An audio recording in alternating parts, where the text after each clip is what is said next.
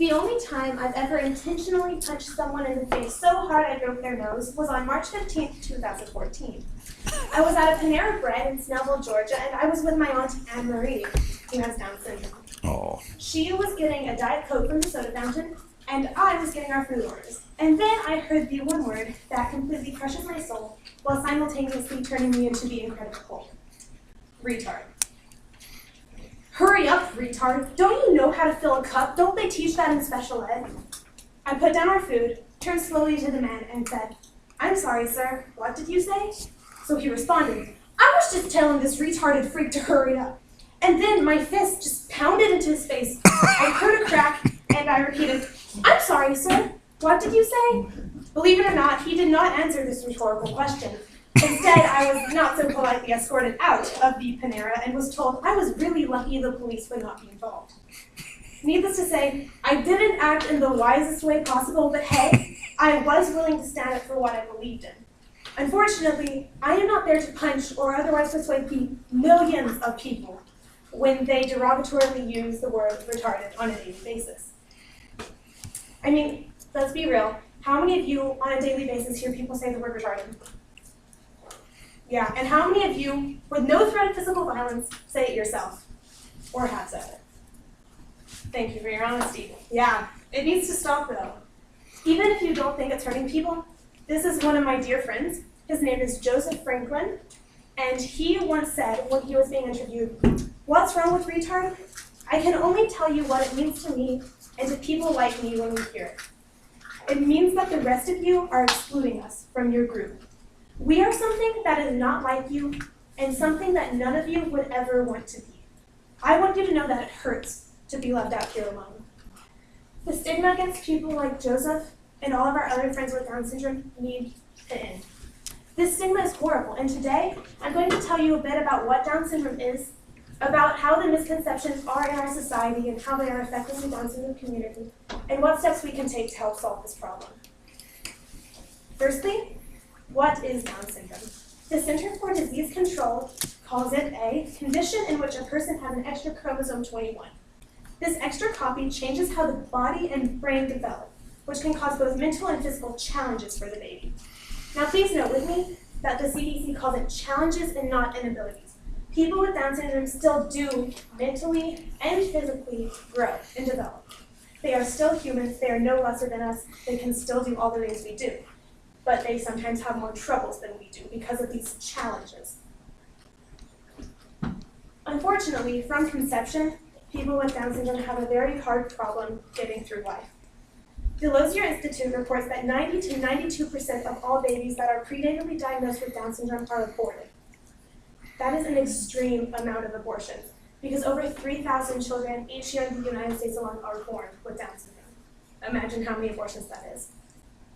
So, what does this mean? This means that whenever people ask about abortions to people that want to have babies or who are pregnant and getting screened, they will say things like this: "If he can't grow up to have a shot at becoming the president, we don't want him." Or, "It's devastating, it's a waste." All the love that goes into kids like that. Both of these were found from the Down Syndrome Research and Practice Institution.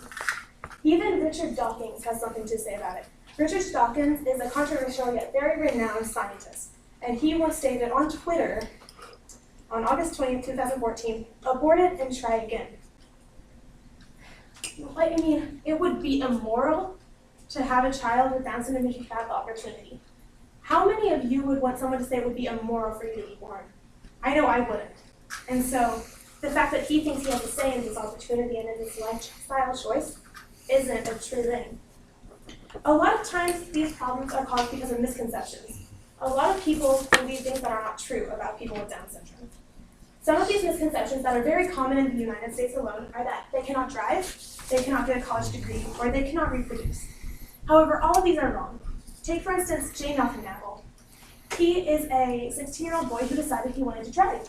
He went through all the requirements and he was able to get his license. Now he's been driving for 10 years successfully and has nothing on his record except one speeding ticket. Pretty impressive. Most of us probably have more than that. Then there's Melissa Riley. She decided she wanted to go to college and live a normal life and be a good person in society. So she did. By the age of 25, she not only was a full-time college student, but she also internationally traveled the world talking about Down syndrome and her experiences. She also was the intern for the Massachusetts State Senator, and she was able to compete nationally and be ranked in the Special Olympics. And then here are two of my best friends from back home, Ginny and Joshua. They've been dating for over 7 years, and they have plans to get married in the near future. And Ginny wants children, like really bad.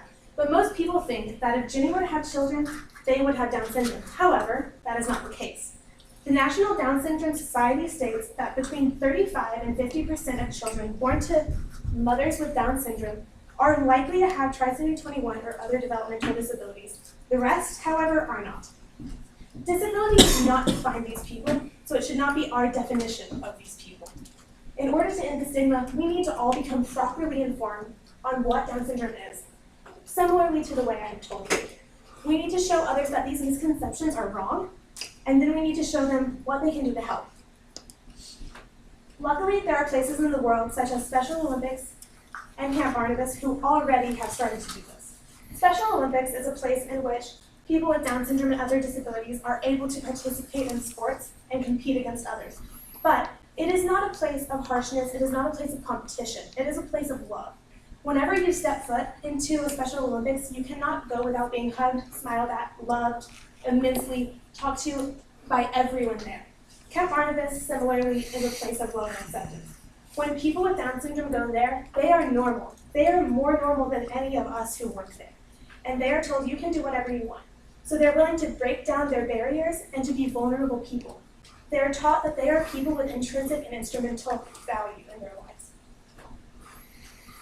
My wish is that the entire world could be more like Camp Barnabas. It could be a place where there aren't disagreements between who we are, where we can all live together. And how do we do that? Well, I've already told you what Down syndrome does entail. I have told you about the misconceptions, and I've given a couple examples of the common misconceptions and how they are wrong. I've told you how these misconceptions lead to a stigma, and I've told you that we need to raise awareness and that we need to talk about what Down syndrome does. But how can we employ all of this in our lives in a realistic way? Well, the first thing we can do is pledge on ourword.org that we will not use the word retarded anymore. The pledge says, I pledge to support the elimination of the derogatory use of the R word from everyday speech and promote the acceptance and inclusion of people with intellectual disabilities. And once we do this, we can move forward and take more steps. One thing that's very easy that all of us can do is write to a governor, state legislator, senator, whoever we choose, and say, I don't believe this is right. Can we get more funding? Can we get more awareness? Can we do something to make a change? Or you yourself could donate to places like the National Down Syndrome Society or the other organizations that I have mentioned throughout the speech, and you can give and help. Then, if you want to go even a step deeper, you can go and work one-on-one with people with special needs. Through the Pepperdine Volunteer Center, you can go to hand-in-hand or creative steps, and when you do that, you can work one-on-one with a buddy who has a range of mental or physical disabilities. And when you do that, you'll be able to actually feel something. It'll resonate more with you than any speech I say or anything that you look up online.